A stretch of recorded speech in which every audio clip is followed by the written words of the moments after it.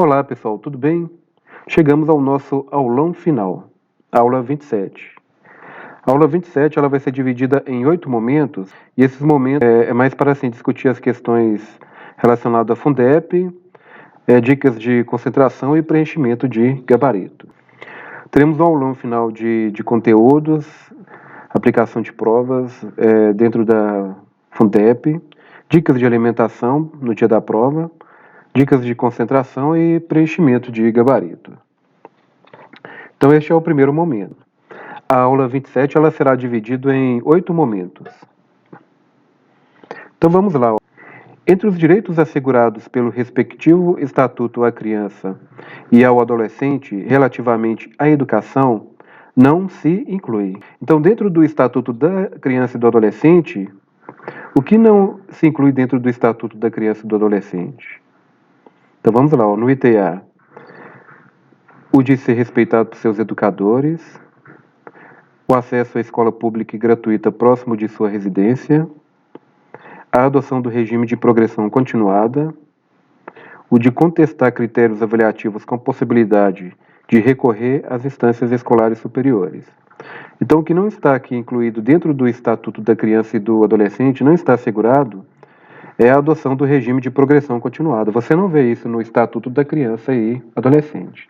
Então, o que não se inclui é o item C, a adoção do regime de progressão continuada. As profundas contradições que marcam a sociedade brasileira indicam a existência de graves violações destes direitos humanos. Em consequência da exclusão social, econômica, política e cultural, que promove a pobreza, as desigualdades, as discriminações, os autoritarismos, enfim, as múltiplas formas de violência contra a pessoa humana. Essas contradições também se fazem presentes no ambiente educacional, escolas, instituições de educação superior e outros espaços educativos. Cabe aos sistemas de ensino, gestores, professores e demais profissionais da educação, em todos os níveis e modalidades, enviar esforços para reverter essa situação construída historicamente. Em suma, essas contradições precisam ser reconhecidas, exigindo o compromisso dos vários agentes públicos e da sociedade com a realização dos direitos humanos.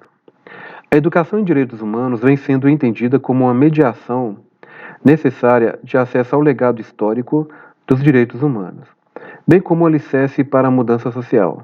Nesse sentido, é incorreto afirmar que a cultura afro-brasileira deve ser desenvolvida em ambientes escolares, localizados em comunidades quilombolas, demandando uma formação específica dos docentes como forma de atender à especificidade étnico-racial aos estudantes. Não tem nada relacionado a isso, uma formação específica dos docentes como forma de atender à especificidade étnico-racial. Então, a gente já sabe que essa primeira já é incorreta. B. A eliminação de todo conceito estereotipado dos papéis masculino e feminino em todos os níveis e em todas as formas de ensino, conforme previsto na Convenção sobre a Eliminação de todas as formas de discriminação contra as mulheres, é fundamental para reduzir a situação de desigualdade e discriminação sofrida pelas mulheres no Brasil. Item C. É possível trabalhar a temática dos direitos humanos em todas as áreas do conhecimento, inclusive nas ciências exatas. Claro, a própria Lei de Diretrizes e Bases da Educação Nacional determina que os direitos humanos serão incluídos como temas transversais nos currículos escolares. Também está ok. Item D. Educar para os direitos humanos significa compreender a diversidade do ser humano, em seus vários aspectos: cultural, religioso, sexual, étnico-racial, dentre outros. Educar para a diversidade e educar para a cultura da paz. Item E. Somente sujeitos conscientes de sua realidade são capazes de transformá-la. Então a opção aqui, a única que está incorreta é a letra A. É relacionado ao Estatuto da Criança e do Adolescente. É dever da família, da comunidade, da sociedade em geral e do poder público assegurar com absoluta prioridade a efetivação dos direitos referentes à vida, à saúde, à alimentação, à educação, ao esporte, ao lazer, à profissionalização, à cultura, à dignidade, ao respeito, à liberdade e à convivência familiar e comunitária. Analisando as afirmativas a seguir, a que não está em consonância com o Estatuto da Criança e do Adolescente, no tocante à garantia de prioridade, é que toda criança ou adolescente tem o direito de item A. Receber destinação privilegiada de recursos públicos nas áreas relacionadas com a proteção à infância e à juventude. Item B. Receber proteção e socorro em quaisquer circunstâncias. Item C. Ter atendimento nos serviços públicos ou de relevância pública. Item D. Ter cuidados médicos, odontológicos, farmacêuticos, policiais e espirituais. Item E.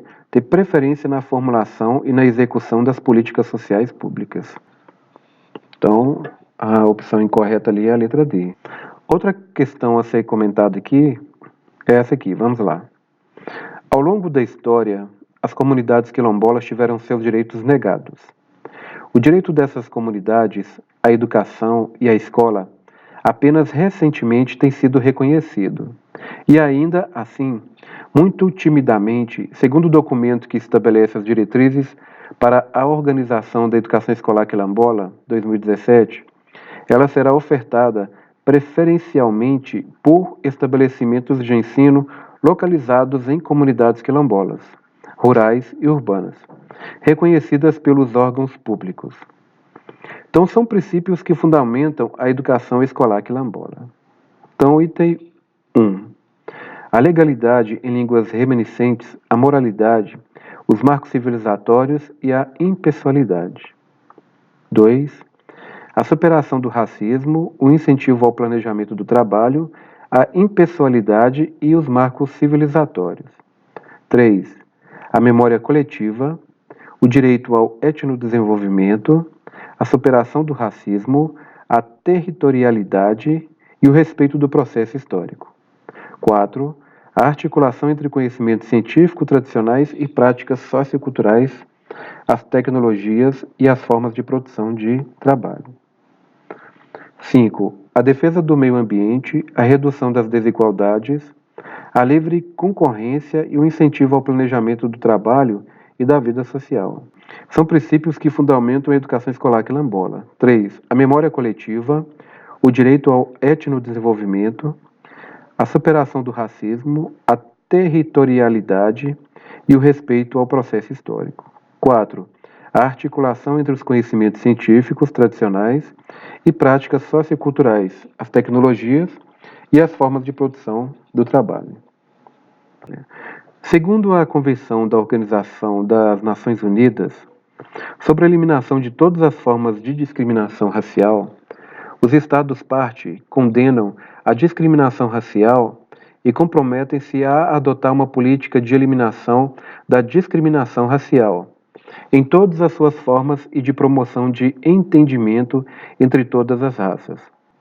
Para esse fim, cada Estado-parte compromete-se a não efetuar ato ou prática de discriminação racial praticada por uma pessoa ou organização qualquer, a tomar as medidas eficazes a fim de rever as políticas governamentais nacionais e locais, e para modificar, abrogar ou anular qualquer disposição regulamentar que tenha como objetivo criar discriminação ou perpetrá-la onde já existir, a adotar as medidas legislativas, proibir e pôr fim à discriminação racial praticada por pessoas, por grupos ou organizações, favorecer, quando for o caso, as organizações e movimentos multirraciais e outros meios próprios e eliminar as barreiras entre as raças e desencorajar o que tende a fortalecer a divisão racial.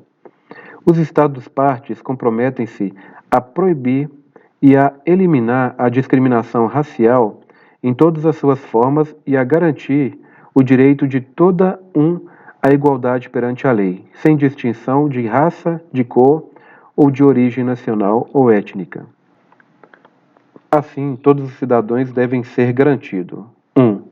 direito de um tratamento diferenciado perante os tribunais ou outro órgão que administre justiça, direito à segurança ou à proteção do Estado, contra ou lesão corporal cometida, seja por funcionários do governo, seja por qualquer indivíduo, grupo ou instituição. 2. Direito de participar das eleições, votar e ser votado, de acordo com o sistema de sufrágio universal e igual direito de tomar parte do governo, assim como na direção de 2 assuntos públicos, em qualquer grau, e o direito de acesso em igualdade de condições às funções públicas. 3. Direito de circular parcialmente ou de escolher residência dentro das fronteiras do Estado, direito de deixar qualquer país, inclusive o seu, e de retornar a seu país. 4. Direito a uma nacionalidade, direito de casar-se e escolher o cônjuge, direito tanto individual como coletivo à propriedade. 5. Direito ao trabalho, a escolha do trabalho, a condições equivalentes e satisfatórias de trabalho, a proteção contra o desemprego, a um salário igual para um trabalho igual e a uma remuneração equitativa e satisfatória. Está correto que afirma-se em... Então, está correto em 2, 4 e 5. Então, assim, todos os cidadãos devem ser garantidos: 2. O direito de participar das eleições, votar e ser votado, de acordo com o sistema de sufrágio universal, e igual direito de tomar parte no governo, assim como na direção de 2 assuntos públicos, em qualquer grau, e o direito de acesso em igualdade de condições a funções públicas. 4. Direito a uma nacionalidade, direito de casar-se e escolher o cônjuge, direito tanto individual como coletivo à propriedade. 5. Direito ao trabalho, a escolha do trabalho, a condição equivalente e satisfatória de trabalho, a proteção contra o desemprego, a um salário igual para um trabalho igual e a uma remuneração equitativa e satisfatória. A educação em direitos humanos, com finalidade de promover a educação para a mudança e a transformação social, fundamentam-se nos seguintes princípios, exceto a. Dignidade humana, e b. Reconhecimento e valorização das diferenças e das diversidades, item C. Igualdade de direitos, item D. Laicidade do Estado, item E. Fundamentos éticos, críticos e políticos. Porque fundamentos éticos, críticos e políticos. Então vamos ver se é isso mesmo. Então a única que não está de acordo aqui é a letra E. A Lei 8.069, de 13 de julho de 1990, que dispõe sobre o Estatuto da Criança e do Adolescente, estabelece no artigo 53 que a criança e o adolescente têm direito à educação, visando o pleno desenvolvimento de sua pessoa, preparo para o exercício da cidadania e qualificação para o trabalho, assegurando-se-lhes, exceto: item A. Direito de organização e participação em entidades estudantis, correto. Item B. Igualdade de condições para o acesso e permanência na escola, correto. Item C. Direito de contestar critérios avaliativos, podendo recorrer às instâncias escolares superiores, claro. Item D. Ciência do processo pedagógico, bem como participação da definição das propostas educacionais, não correto. Tá? Essa D está relacionada aos funcionários escolares, né? Professores, pedagogos, diretora e etc. Outra questão, ó, de acordo com a Lei nº 11.340, Lei Maria da Penha, são formas de violência doméstica e familiar contra a mulher, dentre outras. Item A. Violência física, entendida como qualquer conduta que constranja a presenciar, a manter ou a participar de relação sexual não desejada, mediante intimidação, ameaça, coação ou uso da força. Então, a violência física não é essa, né? Nós temos até esse pedaço aí relacionado a um dos itens aí, mas parece que foi trocado. Vamos ver o item B. A violência psicológica, entendida como qualquer conduta que ofenda sua integridade ou saúde corporal ou psíquica, que configure calúnia, difamação ou injúria. Também essa aí está trocada, né? A violência psicológica não é o que está entendido aí. Item C. Violência moral, entendida como qualquer conduta que lhe cause dano emocional, e diminuição de autoestima, ou que lhe prejudique e perturbe o pleno desenvolvimento, ou que vise degradar ou controlar suas ações, comportamentos, crenças e decisões mediante ameaça, constrangimento. Item D, a violência patrimonial, entendida como qualquer conduta que configure retenção, subtração, destruição parcial ou total de seus objetos, instrumentos de trabalho, documentos pessoais. Então, o item correto aí é a letra D. À luz do Estatuto da Criança e do Adolescente, é correto afirmar. Item A. Considera-se criança pessoa até 12 anos de idade incompletos. Adolescente é aquela entre 12 e 18 anos de idade. Item B. Considera-se criança pessoa com até 10 anos de idade completos. Errado. Considera-se criança pessoas até 12 anos de idade incompletos. Então essa aqui já pode descartar. Item C. Considera-se criança a pessoa até 12 anos de idade completos. Não, não é completos, até 12 anos incompletos. Item D. Considera-se criança a pessoa com 11 anos de idade incompletos. Não é 11 anos, é 12 anos, ok? Então o item correto é a letra A. De acordo com a lei, a política pública que visa coibir a violência doméstica e familiar contra a mulher far-se-á por meio de um conjunto articulado de ações da União, dos Estados, do Distrito Federal e dos municípios, e de ações não governamentais. Diante disso, está correto afirmar que é papel da escola a promoção de ITA, campanhas educativas de prevenção à violência sexual contra a mulher, distribuindo cartilhas sobre o direito à opção sexual de cada mulher. ITB. Parcerias entre a própria escola e entidades assistencialistas para a implantação de programas de prevenção às doenças sexualmente transmissíveis. Item C. Programas educacionais que disseminem valores éticos de irrestrito respeito à dignidade da pessoa humana com a perspectiva de gênero e de raça ou etnia. Item D. Capacitação permanente das professoras visando a prevenção da violência contra a mulher nesse segmento social. Então, diante disso, está correto afirmar que o papel da escola é a promoção de programas educacionais que disseminem valores éticos de irrestrito respeito à dignidade da pessoa humana com a perspectiva de gênero e de raça ou etnia. O projeto político-pedagógico é o plano global da instituição.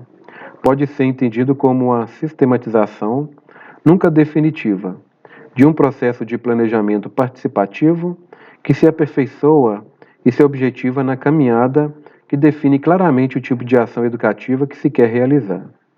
A partir de um posicionamento quanto à sua intencionalidade, é de uma leitura da realidade.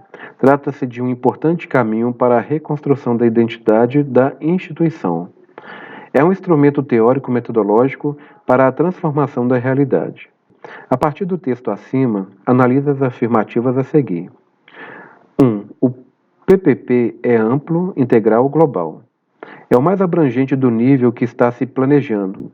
Funciona como uma espécie de guarda-chuva para outros projetos, acolhendo-os, dando unidade e organicidade.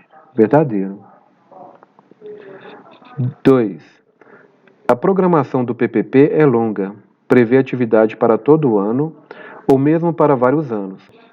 O diagnóstico e a programação são previstos ano a ano. O marco referencial costuma permanecer o mesmo por 2, 3 ou mais anos. Verdadeiro. 3. Quanto à participação na elaboração do PPP, é coletivo, democrático, como a participação também individual, na medida em que implica o envolvimento efetivo dos vários membros que compõem a instituição, bem como da comunidade educativa. Falso. O PPP é processual, vivencia a dialética instituinte, pauta-se no exercício crítico, na avaliação permanente, na articulação constante entre ação, reflexão e ação. Verdadeiro. Então está correto o que afirma em item P, 1, 2 e 4. Então nós ficamos aqui no momento 1, nós teremos agora o segundo momento. Agradeço a atenção de todos vocês. Então nós estamos preparando aí para a prova de domingo. Eu desejo a todos uma boa sorte e vamos lá para o momento número 2, da aula 27. Obrigado pela atenção, bye bye.